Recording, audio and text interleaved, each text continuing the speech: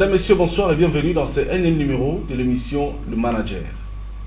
Comme vous le savez, tous les mardis à partir de 21h sur votre télévision, nous recevons ceux qui ont réussi, ceux qui conduisent des institutions. Et bien nous recevons aussi ceux qui ont la maîtrise de la conduite ou de la gestion des institutions. Avec eux, nous parlons sur ce qui va certainement vous intéresser. Ce soir, nous parlons de l'ECOPO. Sûrement, ce n'est pas à présenter parce que ça fait partie des alma mater que compte la République démocratique du Congo. Pourquoi même pas l'Afrique centrale? Et c'est l'une des écoles supérieures de renommée. Et aujourd'hui, on ne peut pas s'en passer.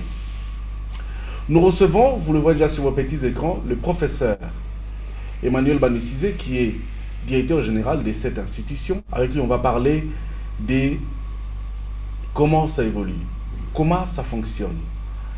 Évidemment, il y a eu plusieurs choses qui ont fait qu'il y ait perturbation dans la gestion de beaucoup d'entreprises, non seulement au Congo, mais partout dans le monde à cause de l'apparition de la Covid-19 qui a perturbé tant de choses. Mais heureusement que cette entreprise continue à tenir. Il va nous dire comment il fait, quels sont les secrets, quelles sont les perspectives d'avenir. Avec lui, on a été sur les sites des COPO, c'est-à-dire là où l'école devra désormais recevoir ses étudiants. Et c'est probablement pour décembre. Vous suivrez également le secrétaire général académique de cette institution avec qui on a eu à échanger.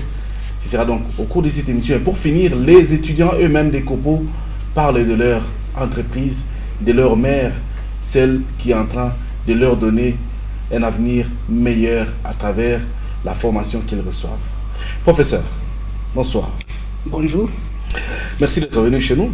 C'est moi qui vous remercie de l'invitation et je remercie la télévision Malaika d'avoir pensé à l'École supérieure de la gouvernance économique et politique, qui est une institution d'enseignement supérieur universitaire appartenant aux Salésiens de Don Bosco.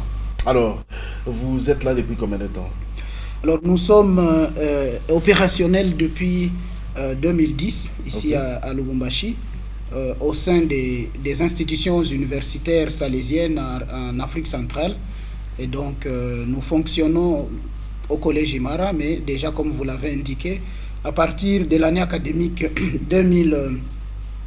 2020-2021, nous allons pouvoir déménager sur notre site universitaire au quartier Golfe, précisément sur les sites de plateau, où les recteurs majeurs des Salésiens de Don Bosco et les provinciales de Don Bosco s'investissent pour pouvoir concrétiser la construction d'un campus universitaire, et nous allons donc déménager là-bas. Alors, ECOPO a combien de filières? Alors, disons d'abord qu'ECOPO, c'est l'École supérieure de la gouvernance économique et politique. Et de ce point de vue, nous avons des filières qui concernent l'économie, qui concernent les finances, et qui concernent donc la gestion des entreprises, et des filières qui concernent la gestion des affaires publiques. De ce point de vue, nous avons cinq filières. Nous avons donc la gestion et l'organisation des entreprises. Nous avons aussi le management commercial et marketing. Ça, c'est au niveau de la licence ou au niveau du baccalauréat, pour le dire autrement. Et puis, nous avons trois filières au niveau des masters, donc au niveau des bacs plus 5. Nous avons trois filières. Nous avons l'ingénierie financière, nous avons la diversification agroalimentaire et industrielle, et nous avons la gestion des affaires publiques. Mais à partir de l'année académique 2020-2021, en fait, nous allons ouvrir deux nouvelles filières. Nous allons ouvrir les sciences alimentaires, et nous allons ouvrir un master, évidemment, de marketing pour compléter, en fait, les cycles de licence en management commercial et marketing. Voilà les filières que nous organisons. Alors, vous fonctionnez à combien de vacations? Comment ça se donne, les cours à ECOPO?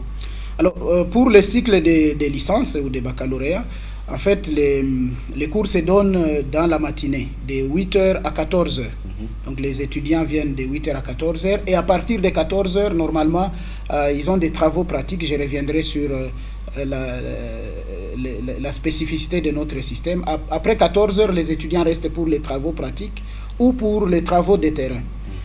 Pour les cycles de master, c'est opérationnel après-midi, à partir de 16h jusqu'à 21h. Okay. Parce qu'en fait, ce cycle de master est orienté vers les professionnels, c'est-à-dire des gens qui travaillent en entreprise et qui ont besoin d'une autre formation pour compléter leur premier cycle, ou qui ont besoin d'accroître leurs compétences et leurs capacités managériales dans les différents domaines dont je viens de parler, l'ingénierie financière, la diversification agroalimentaire et la gestion des affaires publiques. De ce point de vue, donc, ces cycles-là de master fonctionnent de 16h à 21h, parce que normalement chez nous, les travails se terminent à 16h et donc les professionnels peuvent finir le travail à 16h et peuvent aller au cours à partir de 16h, 16h30 pour terminer à 21h. Alors, mais les jeunes, c'est-à-dire ceux qui ont un diplôme d'État et qui commencent la première année, étudient de 8h à 14h, parfois jusqu'à 15h. À partir de 14h, c'est des heures réservées à des travaux pratiques qui sont donnés par des enseignants ou des travaux que des étudiants peuvent faire à distance avec des enseignants pour interagir via les dispositifs numériques. Alors, parlant de dispositifs numériques, certaines institutions organisent des cours en présentiel et d'autres en ligne. Chez vous, ça fonctionne comment? Bon, alors, nous avons voulu rester dans le cadre de la loi. Bon, d'abord, il y avait en fait une décision du pouvoir public qui suspendait momentanément les activités d'enseignement. Et de ce point de vue, il était dit que si on respectait vraiment à la lettre cette disposition-là, aucun enseignement ne devait être fait ni en présentiel ni à distance. Bon, ça c'était d'une chose. Nous avons respecté ces dispositions du gouvernement, mais il se trouve que chez nous, nous organisons en fait les cours en présentiel et à distance. Il y a des enseignements qui sont faits directement par des enseignants dans les auditoires. Et maintenant, à partir de l'expérience de la pandémie, et même avant l'expérience de la pandémie, certains enseignements se donnaient à distance pour des professeurs qui sont à distance et qui ne pouvaient pas venir. On a un dispositif numérique de ce point de vue-là. Certains cours ont été directement, notamment des cours de droit. J'ai vu un professeur en licence 3 donner un cours entièrement à distance. Il était à Kinshasa. Il y a d'autres enseignements, par exemple, des professionnels qui sont en banque et qui interviennent à ECOPO, qui n'avaient pas le temps de venir, peuvent demander aux étudiants de se connecter et de donner leurs cours à distance. Donc nous alternons, quant à nous, les deux systèmes, le présentiel et le numérique. Okay. Parce qu'il faut se dire aussi que le numérique a beaucoup d'avantages, mais rencontre encore des difficultés, des limites chez nous, d'abord des désordres, parce qu'il y a certains étudiants qui n'ont pas forcément les moyens informatiques, donc les ordinateurs, mais qui n'ont pas aussi les moyens financiers pour se connecter directement sur leur machine en vue de suivre les cours. Bon, il y a une deuxième difficulté parce que tous les cours ne peuvent pas directement se donner par la technique d'interface. Il y a des cours qui ont besoin, par exemple, d'interaction directe et qui ont besoin d'explications d'enseignants qui est en face et qui ont besoin, par exemple, d'aller en laboratoire, de faire des manipulations sur base de ça. Et ça demande quand même que l'on puisse combler les lacunes du numérique par le présentiel. Et nous essayons d'alterner ces deux régimes pour permettre à nos étudiants d'être beaucoup plus efficaces. Alors, je rappelle que vous êtes directeur général d'ECOPO, et ça fait combien de temps comme ça? Alors, disons que, comme je l'ai dit, ECOPO a été lancé le 4 octobre 2010, ici à Lubumbashi. Et donc, moi, je suis là depuis le début du projet, donc dès le lancement du projet, et je manage donc ces projets depuis 2012. Ah, depuis 2012. Depuis 2012. Chapeau bas, parce que nous connaissons l'Église catholique par son sérieux. Et donc, c'est pas très facile, ce n'est pas sérieux. C'est une parenthèse. Merci, je dois prendre ça comme un compliment et en même temps comme une grande responsabilité. Et nous faisons un effort, effectivement. Mais ça ne devrait pas seulement être l'Église catholique, ça ne devrait pas être seulement les Salésiens qui devaient se distinguer par le sérieux. Je pense que ça devrait être la société globale. Et c'est de ce point de vue-là, c'est de cette façon plutôt que nous devons faire avancer notre pays, que nous devons construire la République, si chacun là où il est essaie d'être sérieux, de répondre aux attentes de ceux qui lui donnent des charges à exercer, de répondre, comment dirais-je, aux besoins des jeunes, parce que lorsque les jeunes nous sont confiés pour les former, il faut être à la hauteur de ces tâches-là, et donc de ce point de vue bénéficier de la confiance aussi des parents, parce que ce sont finalement les parents qui font confiance aux Salésiens de Don Bosco et qui leur confient leurs enfants pour qu'ils continuent à les former. Et c'est pour cela que je voulais compléter tout à l'heure ce que je vous ai dit. Si nous alternons les numériques et les présentiels, parce que la mission des Salésiens, c'est aussi d'être à l'écoute des jeunes. Okay. C'est d'écouter les jeunes, c'est de les accompagner pour qu'ils soient des bons chrétiens, d'honnêtes citoyens. Et les numériques ne suffisent pas, il faut aussi les écouter, il faut être à leur écoute, et les accompagner, interagir avec eux et les former de façon intégrale. C'est pour cela que les systèmes que nous mettons à ECOPO, évidemment, vont dans ce sens-là. Alors, l'Église catholique est reconnue pour son sérieux, les Salésiens pour les sérieux dans l'encadrement des jeunes, et ECOPO reconnu par l'engagement que vous y avez mis, et la renommée n'est pas présentée. Quel est le secret que vous allez nous donner si c'est très important aujourd'hui? Alors, notre secret, vous venez de le dire, d'abord c'est que nous appartenons aux institutions éducatives salésiennes, et les Salésiens, depuis leur fondation à Turin par Don Bosco et leur diffusion dans le monde, se caractérisent par une pédagogie préventive qui est à l'écoute des jeunes et qui se dévoue à la formation intégrale des jeunes pour qu'ils soient utiles à eux-mêmes, mais également utiles à la société, et qu'ils soient globalement, comme je l'ai dit, pour me répéter, des bons chrétiens, d'honnêtes citoyens. Et donc, de ce point de vue-là, nous nous appuyons sur les piliers de l'éducation salésienne, tels que Don Bosco l'a formalisé, l'a théorisé. Et puis, nous nous appuyons aussi sur, finalement, une autre innovation dans notre système éducatif. Bon, nous sommes partis disons, des failles de notre système éducatif, le système, je vais dire le système traditionnel. Notre système est caractérisé par une formation très théorique et trop livresque. On a trop reproché ça à notre système universitaire. On a dit on forme trop de théoriciens, trop de gens qui répètent des livres, des citations, mais qui ne sont pas à mesure de faire des choses. Donc, ce qui signifie que on ne peut pas reprocher à notre système éducatif traditionnel de transmettre des connaissances théoriques. On en transmet d'ailleurs beaucoup, des connaissances théoriques et livresques. Mais ce qu'on lui reproche, c'est l'incapacité à transmettre des connaissances procédurales. C'est-à-dire comment il faut faire lorsqu'on est en face d'un problème concret dans la société et qu'on n'a plus le livre ouvert. On doit maintenant résoudre des problèmes concrètement dans une banque, dans une entreprise. Et donc ECOPO s'appuie sur ça. Il faut non seulement donner des connaissances théoriques, c'est ce que font des professeurs d'université qui interviennent à ECOPO, et nous sélectionnons, sans fausse modestie, en tout cas les meilleurs qu'il y a dans la province, dans le pays et en Afrique, nous les faisons venir.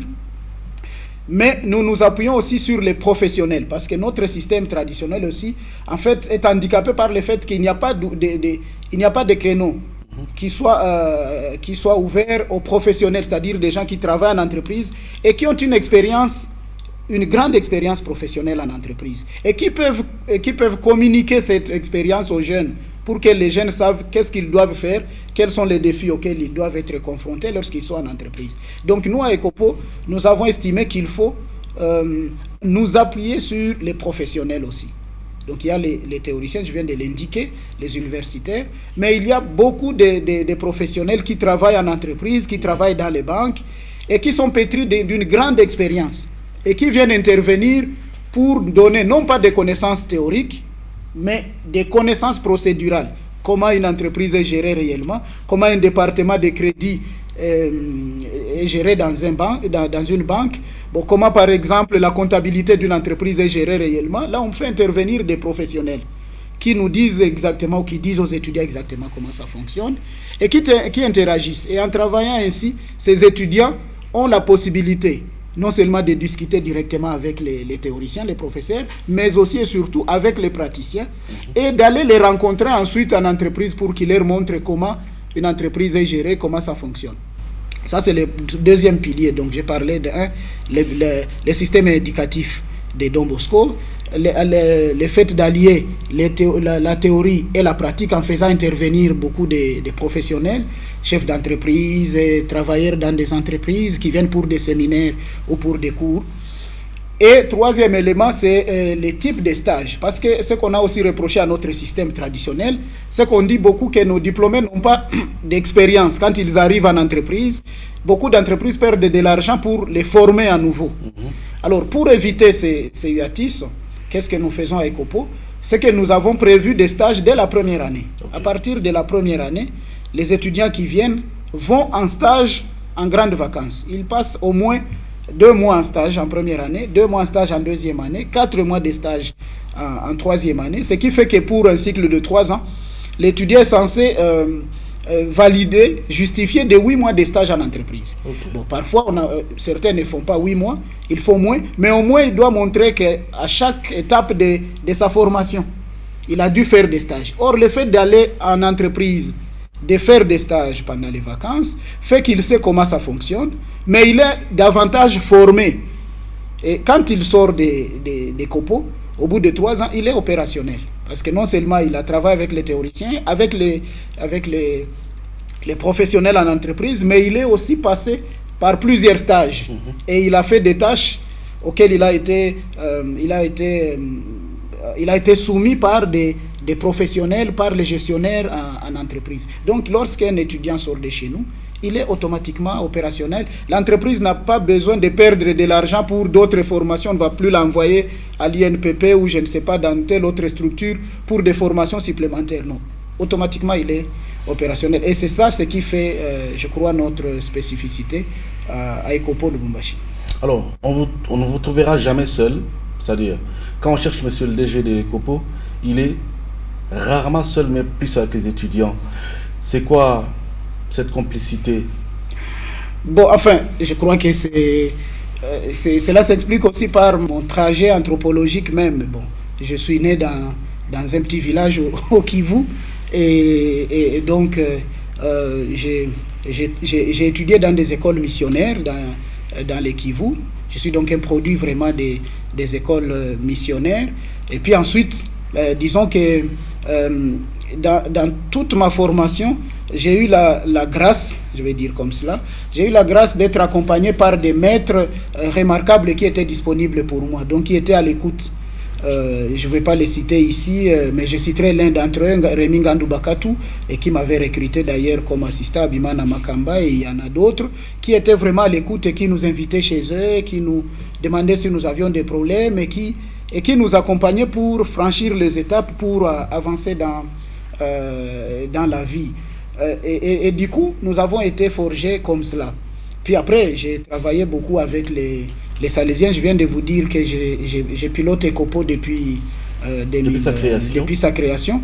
Mais en fait, j'enseigne dans les institutions salésiennes et catholiques depuis que j'ai terminé mes études, depuis 1997 pour parler comme on parle chez nous. Depuis 1997, donc j'enseigne dans les institutions, d'abord à Kanseboula, puis à Kambikila, chez les aumôniers du travail. Ça fait 23 ans. Au Scholastica, Jean 23, ça fait 23 ans que j'enseigne dans les institutions catholiques. Et je crois que l'une des spécificités, la force de l'éducation salésienne, c'est cette disponibilité pour les jeunes. Il faut être à l'écoute des jeunes. Et c'est ce modèle que nous avons mis aussi à ECOPO, de ne pas être distant vis-à-vis des étudiants, mais d'être proche des étudiants, de parler avec eux, de les accompagner, de savoir quelles sont leurs difficultés, non seulement difficultés sociales, mais aussi leurs difficultés académiques, et de voir comment on peut les accompagner. C'est ainsi que nous avons mis ces modèles à ECOPO et évidemment, souvent on dit il est toujours avec les étudiants dans la cour. Effectivement, je confirme parce que quand je viens, vous n'êtes jamais seul. Si ce n'est pas au bureau, c'est dans la cour où vous êtes avec eux. Alors, je comprends aujourd'hui les secrets. Je pense que plus d'une personne qui s'est demandé est informée. Mais, monsieur le directeur général, il y a des gens qui se posent la question de savoir à quoi équivaut les diplômes des COPO. Et à cela, j'ajoute la question de savoir quelle est votre collaboration avec les autres universités du monde. À quoi équivaut notre diplôme? Il équivaut à un diplôme internationalement reconnu. Et ça, je l'ai dit directement, sans peur d'être contredit. Pourquoi? Parce que, tout d'abord, ECOPO a été créé pour répondre à des normes internationales. Nous organisons, comme je l'ai dit, des enseignements en présentiel et en mode numérique, conformément aux normes du système LMD, des licences, master et doctorat. Mais nous ne sommes pas autorisés à organiser des enseignements des doctorats. En fait, nous avons une autorisation du gouvernement congolais et un agrément pour l'enseignement des licences et des masters. Mais nous devons le dire aussi ici, et c'est tout à l'honneur des Salésiens de Don Bosco, nous sommes le premier dans ce pays à être autorisés à organiser un enseignement en système de licence et de master. Et cela est un avantage pour nous. Et donc, nous avons été créés, nous fonctionnons pour faire cela, donc pour délivrer un diplôme qui soit universellement reconnu. Et nos diplômes sont effectivement universellement reconnus parce que, je vais anticiper sur peut-être une question, parce que nous avons un taux d'employabilité de 93%. Ça veut dire 93 de nos étudiants sont employés. Et au moins la moitié sont directement employés alors qu'ils sont encore des étudiants. Ils trouvent du travail alors qu'ils sont encore des étudiants. Donc sur le marché, nos diplômes sont lisibles, on peut en établir l'équivalence, et le fait que nos étudiants soient employés dans des entreprises, pas seulement les entreprises qui relèvent du portefeuille congolais, mais aussi des entreprises qui sont cotées en bourse à l'extérieur, ou des entreprises en tout cas qui relèvent du capital étranger. Cela signifie que nos diplômes sont lisibles et on peut en établir l'équivalence avec des diplômes délivrés ailleurs. Ça, c'est des deux. De trois, beaucoup de nos étudiants qui ont fini et qui n'ont pas voulu rester ici à Lubumbashi, ou dont les parents ont voulu ont voulu envoyer à l'extérieur pour poursuivre leurs études, ont été admis directement en master avec les diplômes de licence d'ECOPO. Il y a ceux qui ont déjà été diplômés en France et qui sont revenus dans ces pays, ils existent dans la ville, ils travaillent. Il y a ceux qui sont au Canada, il y a ceux qui sont aux États-Unis. On en a beaucoup en Afrique du Sud. Sans avoir l'esprit de vous interrompre, je rappelle qu'il y en a qui devaient aller en France déjà, mais suite à la Covid-19, ils ne sont pas partis. Précisément, et heureusement que vous le savez, il y a des étudiants diplômés à ECOPO qui devaient déjà aller en France, mais qui ont été bloqués par cette pandémie de Covid-19, qui étaient déjà inscrits en master dans des universités françaises sans qu'on les rétrograde. Donc, en ce qui concerne les niveaux de diplôme que nous délivrons, il n'y a pas de doute à ce sujet, que c'est un diplôme internationalement reconnu. De la collaboration avec les autres universités, avant qu'on prenne l'élément de la descente sur terrain. Alors, de la collaboration avec les autres universités, notre collaboration est bonne avec la grande université officielle qu'il y a dans la ville, l'université de Lubumbashi. Moi-même, je suis professeur à l'université de Lubumbashi. J'enseigne aussi à Brazzaville, à l'université Marien Ngouabi, et puis je suis visiteur dans d'autres universités. Puis avec les grandes écoles ou les grands instituts, l'ISP, l'Institut supérieur des commerces, avec les universités privées aussi qui sont dans la ville, nous avons des bonnes collaborations, d'échanges d'enseignants, parce que nous utilisons beaucoup de professeurs des universités officielles ou des universités privées, et de ce point de vue. Et puis nous sommes tous dans une même conférence des institutions d'enseignement supérieur universitaire. Il y a une conférence des chefs d'établissement de l'enseignement supérieur universitaire pour la province du Katanga, dont les recteurs de l'université de Lubumbashi, les professeurs Kishiba et et les présidents. Et moi, je suis le secrétaire au compte évidemment des instituts supérieurs privés, donc au compte des COPO. Et cela signifie évidemment que si preuve il y en avait, que nos relations sont tout à fait bonnes. Nous organisons des activités ensemble. Nous sommes reconnus par les autorités publiques. Bon, et ce serait même surprenant qu'une institution salésienne ne soit pas reconnue par les autorités publiques de la province. Nous sommes évidemment reconnus. Et puis, alors, avec les universités étrangères, c'est aussi connu. Vous aurez les images, vous allez les montrer. L'année passée, nous avons scellé un partenariat avec des universités italiennes, et notamment avec l'université de Camerino. Et 9 de nos étudiants ont effectué une formation là-bas en diversification agroalimentaire et ils sont rentrés. Maintenant, ils sont en train de travailler avec le fonds de promotion de l'industrie de la République. Monsieur Patrice Kitebi avait formalisé avec nous un accord dans ce sens-là. Bon, nous sommes en train aussi de finaliser un accord avec l'université d'Angers en France pour la filière de gestion des entreprises et des management commercial. Donc voilà. Et puis nous sommes en train de finaliser notre accord avec une université italienne en ce qui concerne les sciences alimentaires. Normalement, cette filière va fonctionner ici à Lubumbashi, mais avec le soutien et l'accompagnement d'une université italienne qui est en accord, qui est en train de signer un accord avec nous. Je ne vais pas citer l'université parce que l'accord n'est pas encore formellement signé, mais dès lors que nous allons signer, la presse sera tout associée. ECOPO n'est pas une institution à présenter parce que vous en avez les preuves, non seulement parce que nous en parlons, mais aussi parce que vous vivez ECOPO, vous avez appris à faire avec, vous tous qui êtes professionnels, vous tous qui êtes attirés par des bons enseignements. Moi, personnellement, je vous conseille ECOPO, même si je ne suis pas un produit d'ECOPO. Voilà. Alors, nous avons fait une descente avec des membres ou deux du corps directeur de cette alma mater. ECOPO devra déménager déjà dès décembre prochain. Nous allons regarder ces images surtout juste après. Existant depuis 10 ans, l'école supérieure de la gouvernance politique et économique ne cesse de nous surprendre agréablement.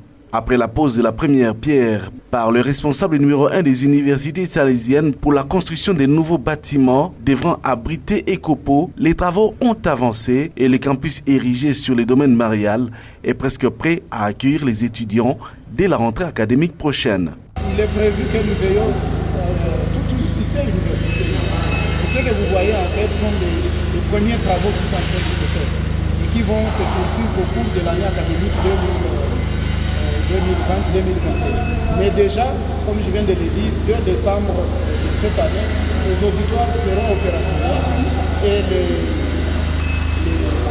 provincial de Saint-Lizien du Don-Bosco, le père Albert Kutumba et son conseil provincial viendront ici déjà pour inaugurer ces... Sur les lieux, le directeur général de cette alma mater, le professeur Emmanuel Banué-Cizé, accompagné du secrétaire général académique, font un tour, inspectent les travaux et encouragent les travailleurs.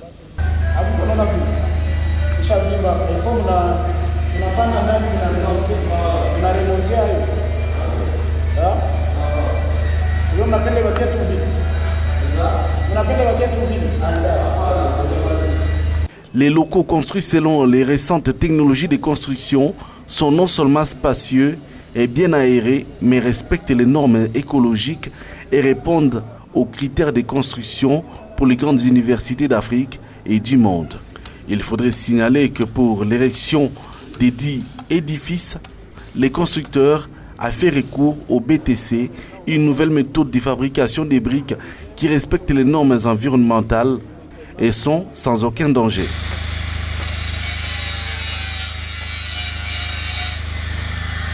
Pour favoriser les déplacements, les étudiants vers les sites de l'université salésienne et principalement à ECOPO, les moyens de transport sont prévus tels que l'a signalé le secrétaire général académique. Alors, prof, d'abord une construction qui respecte les normes, une nouvelle méthodologie dans la construction, s'il faut qu'on dise ainsi. Pourquoi adopter ça et tout de suite le mettre sur pied pour une institution qui devra abriter des étudiants qui ils sont quelque peu exigeants par leur façon d'être, par leur façon de vouloir être, par leur façon de devenir? Bon, alors, la réponse aussi en deux temps, comme vous l'avez vu sur ces images-là. En fait, les Salésiens ont voulu montrer en même temps à notre société qu'il est facile de construire des infrastructures modernes qui respectent des normes écologiques, qui respectent les normes environnementales. Et donc, comme vous avez vu, il ne s'agit pas de briques cuites, c'est-à-dire cuites à base de charbon ou à base du bois coupé. Donc, on ne coupe pas les bois. C'est une nouvelle technologie, comme l'a dit l'ingénieur, là, le BTC. Oui, c'est des BTC. Et on les produit avec l'ingénieur l'a expliqué, avec la terre, disons, argileuse, je crois, ou latéritique, et puis on y mélange du ciment, et puis on les bâche, et à la fin on l'expose au soleil, et on construit. Donc on ne coupe pas le bois, et on ne brûle pas non plus le bois, et donc on ne pollue pas pour faire ces genres de construction.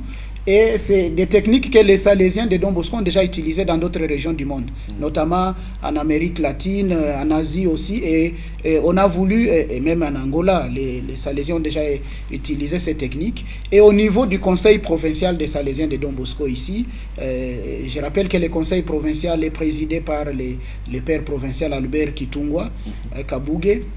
Et en accord avec la maison générale à Rome, donc les recteurs majeurs Angel Fernandez Artimé, ils ont estimé qu'on pouvait, n'est-ce pas, implémenter ces modèles de construction pour ECOPO. Mais ECOPO va se situer dans un cadre beaucoup plus global de l'université salésienne en Afrique centrale, qui sera érigée ici à Lubumbashi, sur ce site du Golfe, parce que la volonté du recteur majeur des Salésiens de Don Bosco et la volonté des Salésiens de la province d'Afrique centrale, c'est qu'on érige une université salésienne ici à Lubumbashi, qui va avoir plusieurs facultés. Mais alors, on commence par déménager d'abord ECOPO sur ces sites-là dès l'année prochaine. Et donc, du coup, ils ont voulu construire avec ces matériaux.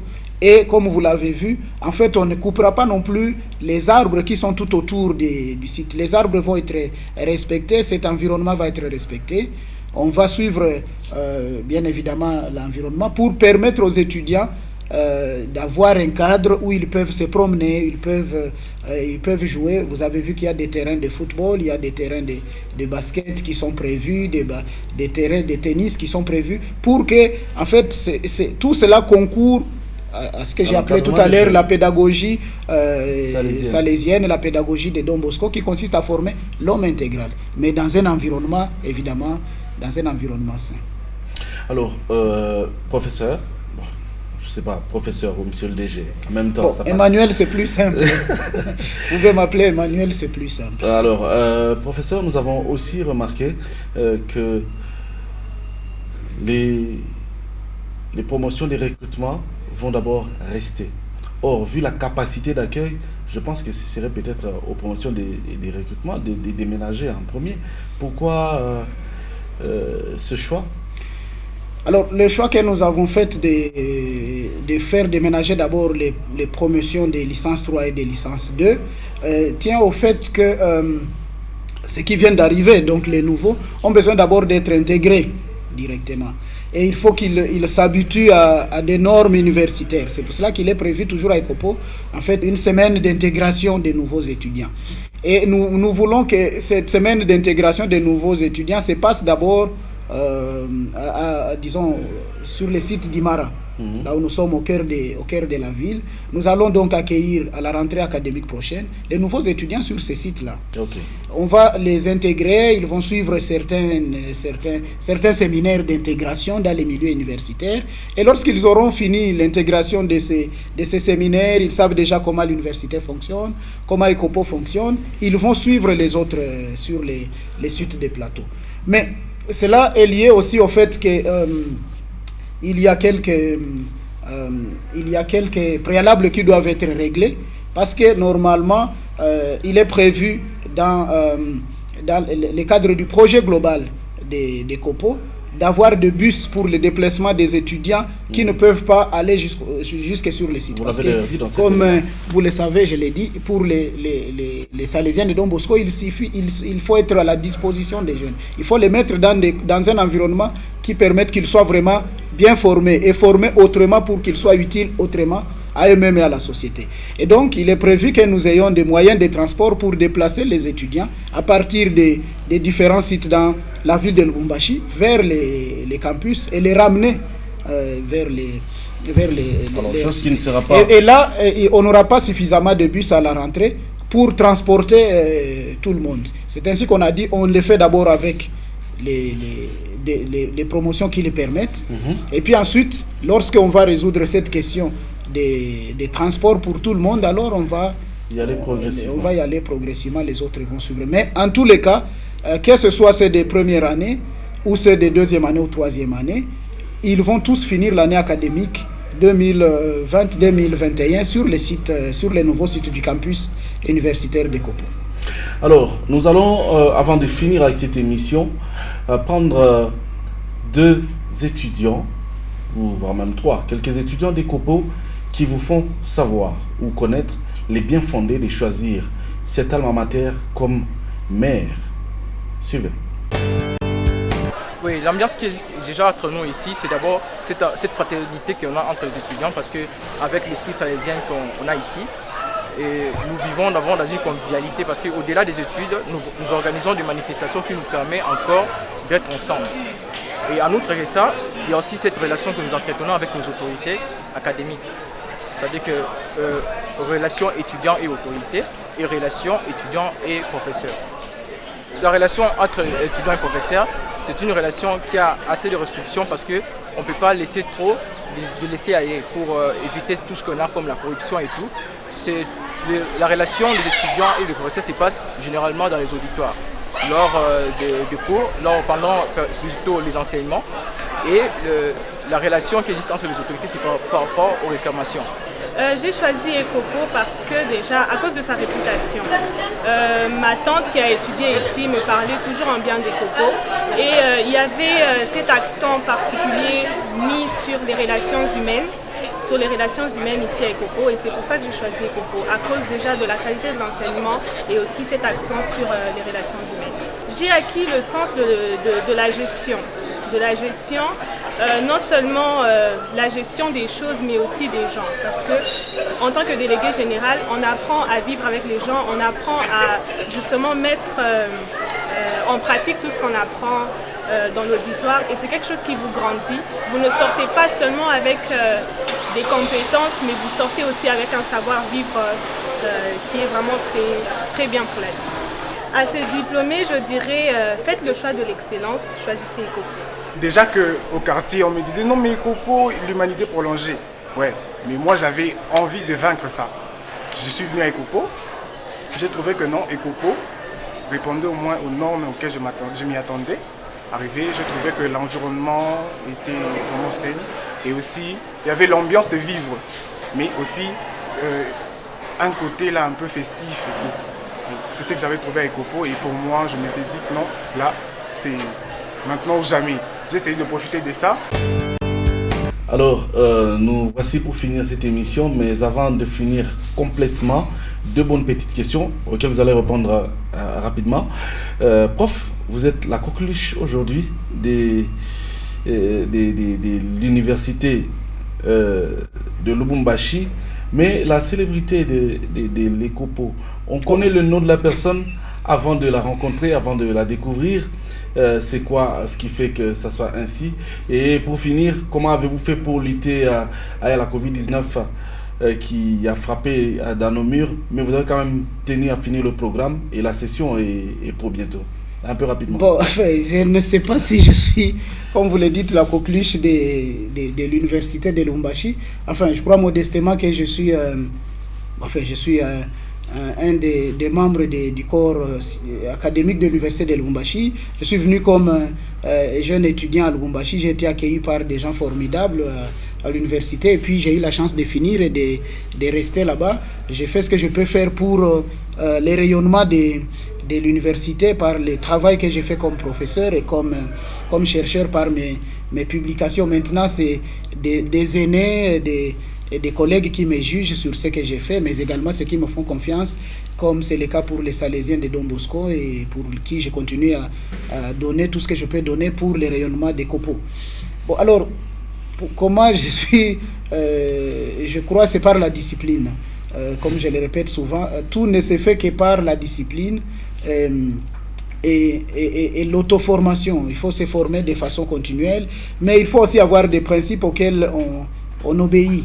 Et donc, peut-être que je suis connu bien avant parce que, que vous ne me rencontriez, parce que j'enseigne à l'université de Lubumbashi, j'enseigne à Brazzaville. C'est pas très facile de parler de ça. Oui, j'ai enseigné aussi dans quelques universités en Europe. Je suis invité dans beaucoup d'universités africaines. Et cela contribue, malgré moi, à mon rayonnement. Bon, puis il y a la façon dont nous pilotons ECOPO et je crois que les jeunes sont satisfaits, les parents également sont satisfaits et ils nous font donc confiance de ce point de vue-là. Alors, pour rapidement vous dire comment nous avons travaillé pendant la période de Covid-19, d'abord comme scientifique, j'ai fait des réflexions, j'ai donné des conférences et j'ai publié des textes et des livres en Europe sur cette question parce que notre université doit aussi participer au débat d'idées et tenter de circonscrire ces phénomènes et d'apporter des solutions. À ECOPO, avec les Salésiens, notamment les provinciales, on a mis en place des dispositifs pour lutter contre la propagation des virus dans notre institution. On a suivi les recommandations des médecins chez nous, les recommandations des autorités publiques. Nous avons mis des dispositifs pour contrôler les gens qui entrent et qui sortent à ECOPO, pour minimiser les risques et même exclure les risques des contaminations. Mais nous avons aussi mis en place des cours à distance pour certaines matières qui le permettent, pour permettre évidemment pour limiter la concentration de beaucoup d'étudiants en un lieu. Et donc certains cours se sont faits comme ça et certains cours se font en place, mais quand ils se font en place, nous mettons toutes les dispositions nécessaires pour éviter des cas de contamination. Des contrôles se font en suivant les recommandations gouvernementales, les recommandations des médecins et les recommandations des Salésiens de Don Bosco. Envie de vous garder sur ce plateau, professeur, mais malheureusement, le temps nous coince. Alors, je vous remercie d'être venu. Je crois que ce n'est pas la dernière fois que nous sommes ensemble. Mine de rien, ça fait 45 minutes qu'on a été ensemble sur ce plateau. Je vous remercie d'être venu et vous retrouve très prochainement. Je sais que vous êtes occupé, vous nous en accorderez quand même le temps. Bon, c'est moi qui vous remercie. Vous savez, dans la société contemporaine, on ne se donne pas la parole soi-même, sinon c'est de l'anarchie. Oui. Donc, c'est moi qui vous remercie de m'avoir donné la parole, de me permettre de m'exprimer sur ECOPO et en même temps profiter de votre caméra pour remercier tous les parents qui nous font confiance et qui nous envoient leurs enfants à ECOPO, tous les étudiants qui choisissent ECOPO, tous les jeunes qui font confiance au système éducatif des Salésiens de Don Bosco à travers ECOPO Lubumbashi. Et nous leur garantissons vraiment que nous serons toujours disponibles et que nous allons faire davantage, nous allons être innovants davantage pour leur offrir une formation de qualité qui leur permette d'être utiles à eux-mêmes et d'être opérationnels dans la société. Et cela va être davantage mieux lorsque nous allons déménager sur notre site du quartier, le campus salésien au Golfe. Merci mesdames, beaucoup messieurs, aussi aux Salésiens de Don Bosco, bien évidemment. Alors, mesdames, messieurs, nous sommes en train de finir cette émission, mais pas comme d'habitude. Aujourd'hui, je vous invite juste à venir prendre des inscriptions à ECOPO. Ça commence bientôt déjà. Vous suivrez certainement ça sur Malaika Télévision, sur les sites internet des 7 alma mater. Et pourquoi pas, vous tous qui avez besoin d'en savoir plus, venez à la direction d'ECOPO. Venez, nous vous attendons. ECOPO, il n'y en a pas deux. Alors, prof, merci. C'est moi qui vous remercie encore une fois.